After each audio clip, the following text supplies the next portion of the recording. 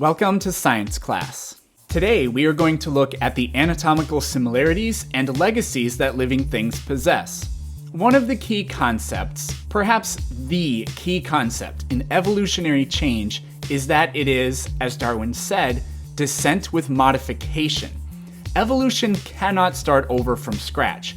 It can only change existing structures and genes. Because of mutations and errors during crossing over, it is possible to inherit an extra copy of one or more genes, which we talked about in a previous episode. Later on, that gene can mutate to the point where it serves a brand new function. But the amount of DNA that an organism has alone does not tell you how evolved or complex the organism is. There's a Japanese flower named Paris japonica that has a genome made of 149 billion base pairs, 50 times larger than the human genome. The marbled lungfish has a genome of 130 billion base pairs. We won't focus too much on genetics today. Instead, we are going to look at what's called comparative anatomy. If all organisms are related, then they should share multiple traits and features. But how many things does a human have in common with a horse? As it turns out, quite a lot. Let's get started. I'll start off the bat by saying we are going to focus pretty much exclusively in this video on vertebrate organisms. And before we get there, let's review some things we looked at before. Here's the time-lapse video of the human face gradually developing. There was this idea in the late 1800s called ontogeny recapitulates phylogeny. This was the idea that as we develop as embryos, we pass through a fish stage, an amphibian stage, a reptile stage, and then a mammal stage, more or less. In other words, our development takes us through the different organisms that evolved before us. That's really not the case. You're always a human because you always have your own human DNA, but you definitely don't look like a human early on. Very early on in development, it's hard or impossible to distinguish a mammal embryo from a fish embryo. After a few days, it becomes easy to tell the fish and mammal embryo apart, but it takes much longer before you can tell the difference between two mammals, say a dog and a cat, apart from each other. Again, this is because organisms are gradually modified as they evolve. We don't start off looking like a tiny human that then grows into a larger human. One of the most common birth defects is a cleft palate. And it's common because the structures that eventually form the bones of the face are not connected until later in development, and sometimes it doesn't close properly. If all organisms were uniquely their own and not connected, then it wouldn't make sense that we start off looking so much like each other. But if we are related, then it makes sense that we gradually differentiate away from each other as we begin from the single cell stage. What do a human arm, a bat wing, and a whale flipper have in common? Almost everything. They are homologous structures. Homology is the existence of a shared ancestry between different structures or genes among animal groups. If you remember Tiktaalik, that fish had bony limbs and a special pattern of bones. As we move from proximal to distal, that is close to the body and then far away, we see one bone, two bones, some small bones, and then short bones. That became the pattern that all of Tiktaalik's descendants have. All vertebrate tetrapods that have limbs share that same structure, and it's shared in both their upper and lower appendages, if they have them.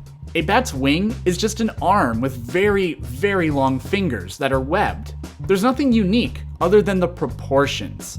If you were going to reinvent or create an animal to fly, there are much better ways of doing that than just giving it a giant hand. Pterosaurs were even more bizarre. Their wing was built by stretching just their pinky finger to enormous lengths and then connecting a membrane to it. Although a whale's flipper looks so much different from your arm, the bone pattern is the same. They've just become modified over millions of years. There's this terrible misconception that animals have backwards facing knees compared to humans. Look at this ostrich, for example. Yes, its leg bends backwards, but that's not its knee. That is its heel. Its knee is way up here.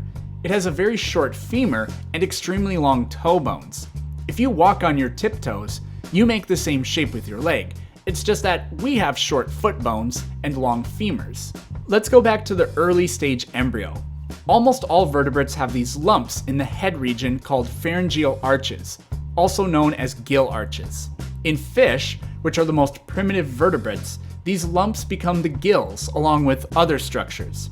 But tetrapods, which are land-dwelling vertebrates plus their descendants, this makes whales and dolphins tetrapods also, they don't have gills.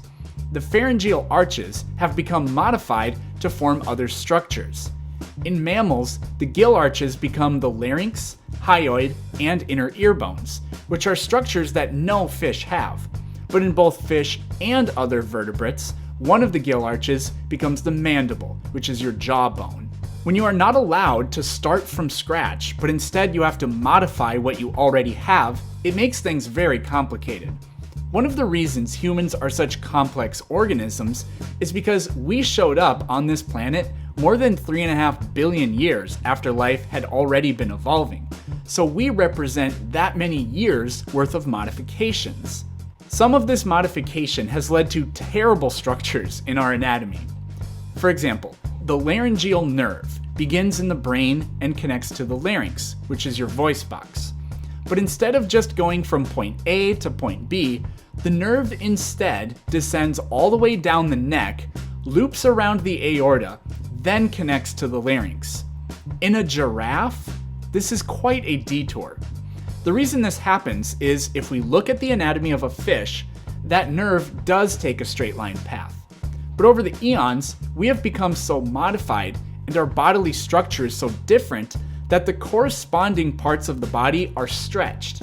At first, this wasn't a big deal.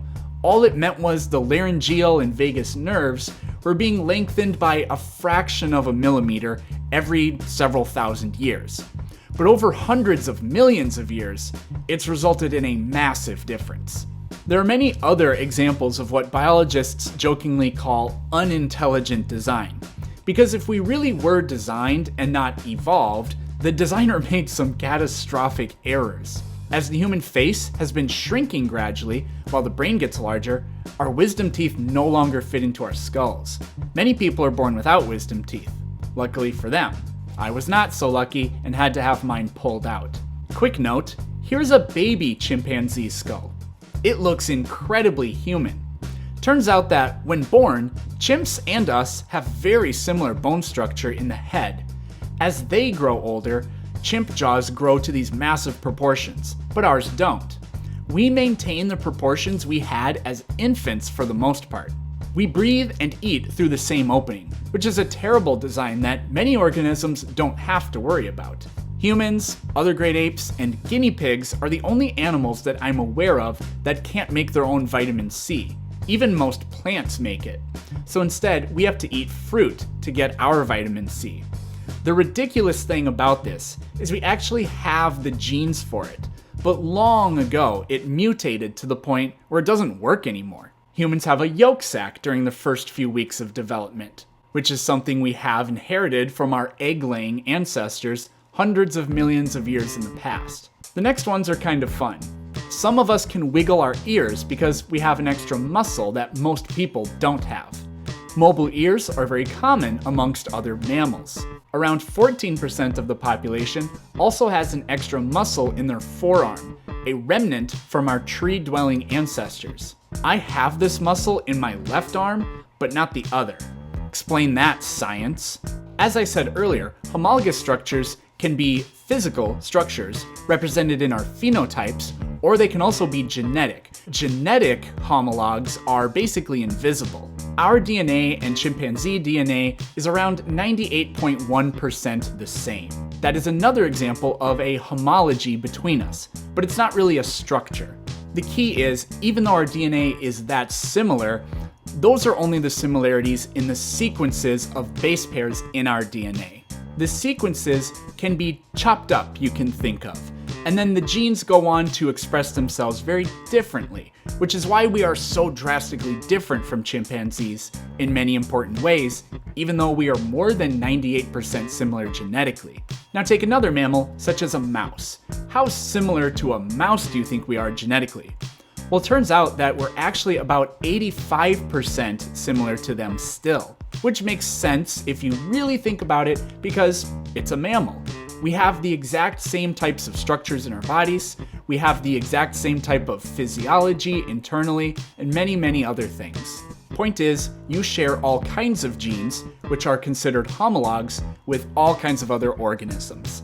I don't want to give away all of the examples I have because I do need to have something to talk about in the classroom, but there are countless examples of structures that have been repurposed in all organisms.